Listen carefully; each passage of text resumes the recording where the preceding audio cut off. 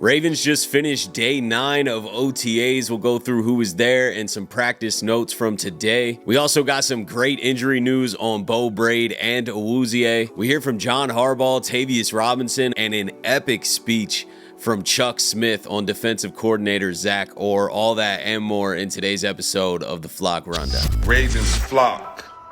Flock Rundown is the place to be. Motionless brainwaves attempt to swim their way to sense, can't tame the untamed.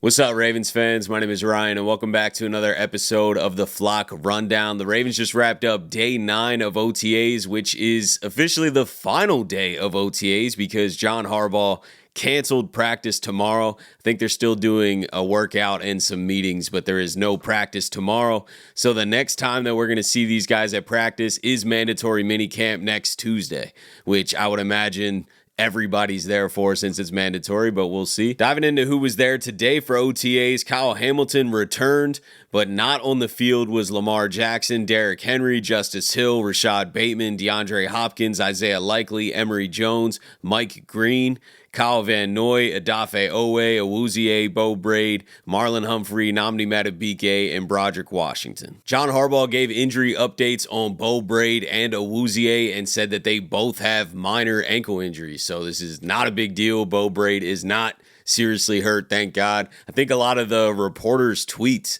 the way they were worded about like he couldn't put pressure on his leg, he needed assistance to get off the field, it kind of made the Brade injury seem like it was going to be really bad. But listening to Harbaugh, it's not serious at all. I don't know if he'll practice next week, but this is not a concern for training camp or anything like that. Neither is Awuzie. And then Mike Green was absent today for the first time. Harbaugh didn't say why, but it appears that it's not injury related, and he said Mike Green's fine. Let's dive into some of these practice notes from today. With a lot of the main guys out, it was really on some depth guys that stepped up today. We had a big day from Jahmal Banks, wide receiver, who's an undrafted rookie from Nebraska and Wake Forest. Also went to St. Francis Academy in Baltimore. He had a bunch of really nice catches. Another big day from Dayton Wade and also Malik Cunningham, who is still on the roster at wide receiver. Offense overall just hasn't gotten sync without Lamar on the field. Cooper Rush led the offense again today, and there was an incident where Mark Andrews cut off a route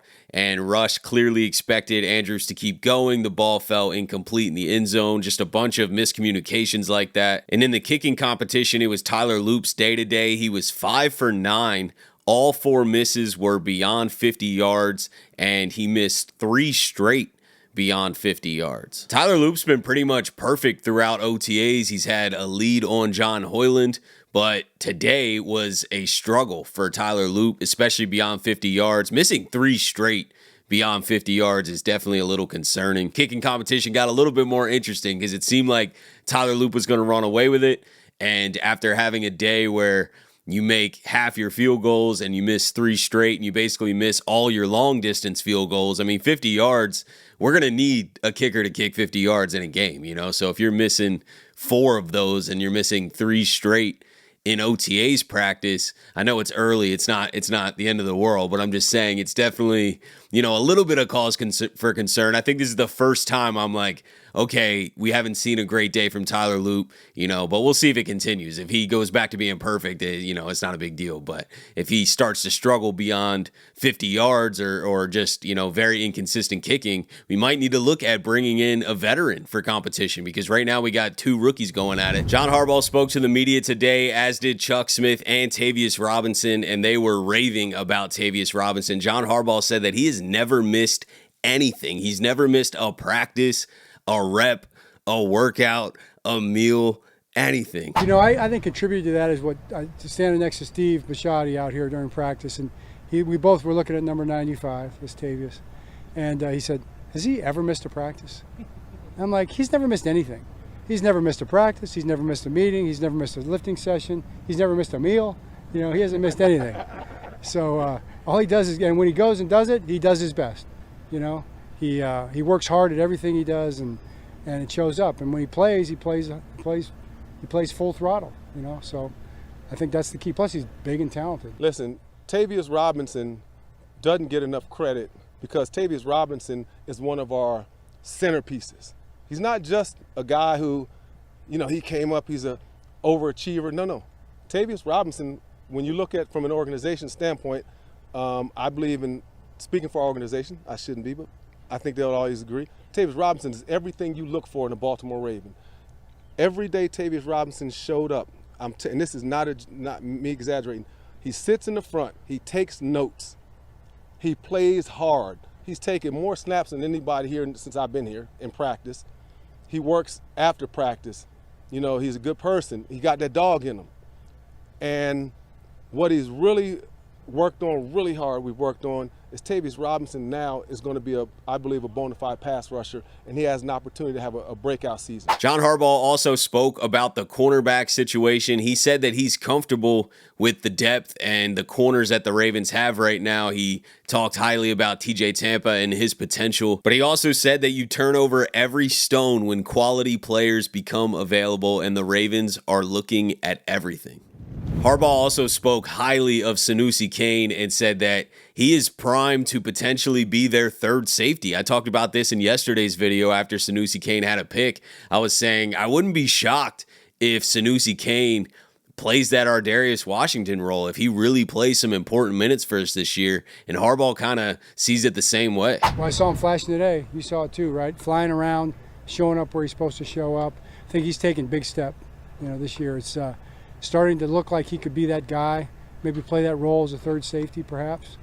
Got a long way to go still, but he's looking like he's got a shot. We also heard from Chuck Smith today, and I could listen to this dude talk about the Ravens forever. Man, it just gets me hype about everything that we got going on this season. He said Mike Green is as advertised, was raving about how polished he is, how good his moves are already. Well, the first thing I saw Mike Green was effort. Guy who runs to the ball. And if you've watched him out here, Mike Green runs to the ball. Every play. And that you don't have to coach him on. That's one of the best things. When you get to be a pro, you shouldn't have to coach effort. And a lot of guys that come out of college, you say, let's go, got to push them. That's one of the first things I saw in Mike Green. And then he's coachable. He wants to learn. He's in there asking questions with Matt and Dennis when we're all combined as far as a defensive front, when we're all together in the room.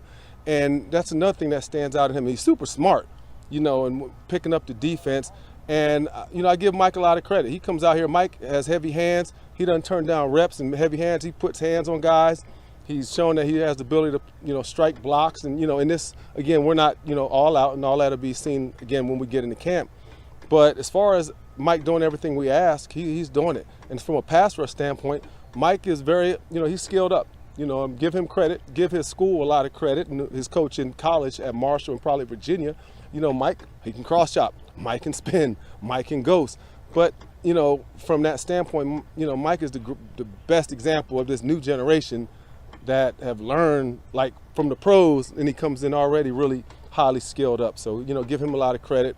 I mean, Mike is get off, just amazed that, he's in his base 2-point stance. He has no false steps.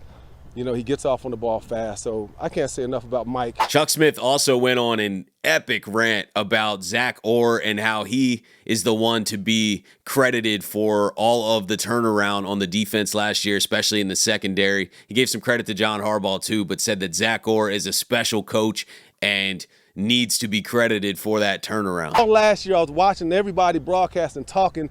I lived it, I walked it, I seen it. I watched this coordinator stand on 10 toes. Zach Orr is the guy.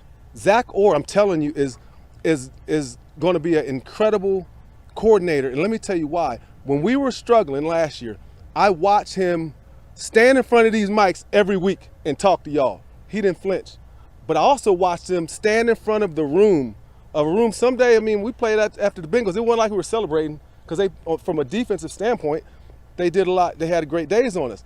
Zach Orr, man, looked those players in the eye. He never let the high get high or the low get too low. He stayed in the middle. And I'm telling you, he always would be positive, but he was tough. He's tough on the coaches and the players.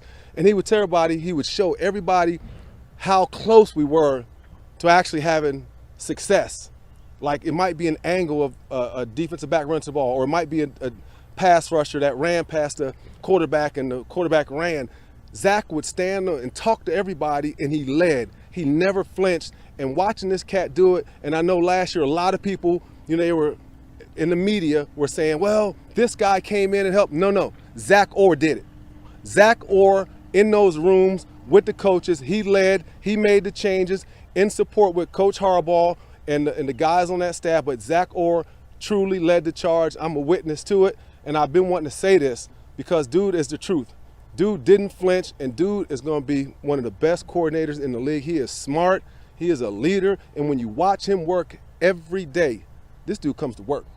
I'm telling you, and I'm just glad that was my last question because I wanted to set the record straight because I'm a part of it, and I have no reason to come up here and BS y'all because, you know, I roll.